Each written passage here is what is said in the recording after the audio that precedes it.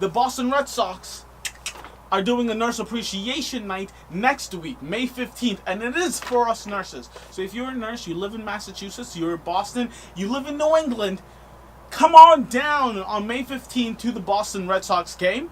They are going to have a nurse hero, which I'm going to tell you who that is, do the first pitch, which is exciting, as long as they're going to be putting the spotlight on 10 nurses, all right? So this year for the Boston Red Sox Nurse Appreciation Night, Nurse.org and the Red Sox will recognize 10 remarkable nurses during the pregame ceremony at Fenway Park. So they're going to put the spotlight on 10 of the remarkable nurses, right? If you're going to go on, if you went last week, if you watched my Red Sox Hero contest video last week, you were supposed to vote for one of the nurses, and everyone put in their votes, and they finally found the winner of who the nominee is going to be.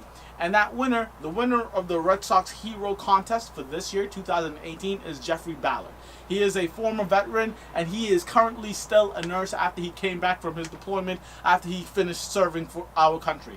I'm going to give you a little bit about his background. He's an absolutely amazing human being. I do plan on going to the game and hopefully, cross my fingers, get him on camera. But you nurses need to come to the game. I'll have my camera on. I'll have my Red Sox scrubs on. And we are going to have a good old time. I know a few people who are going, and I can't wait to see you there. So, it's not about me. This is not about the Red Sox. It is about the Red Sox. It's about us. It's about all of us. But let's put that spotlight on Jeffery right now and give you a little bit of his background. So Jeffery has been a member of the Army National Guard for nearly 20 years.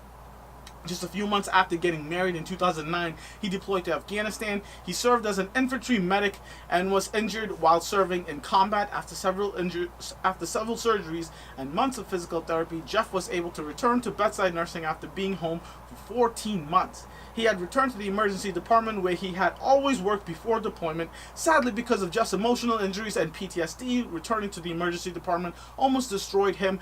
Every day was a constant trigger for his PTSD, and he ended up leaving the ED after less than a year.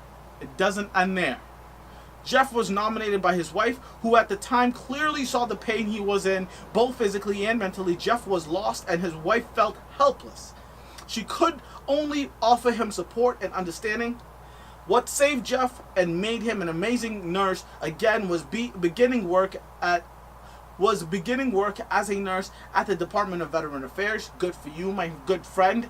Jeff has been with the VA for nearly 5 years now and has flourished there. While all nurses are compassionate and go above and beyond, his wife says that Jeff and his dedication to his patients and fellow nurses is one of a kind, and I agree.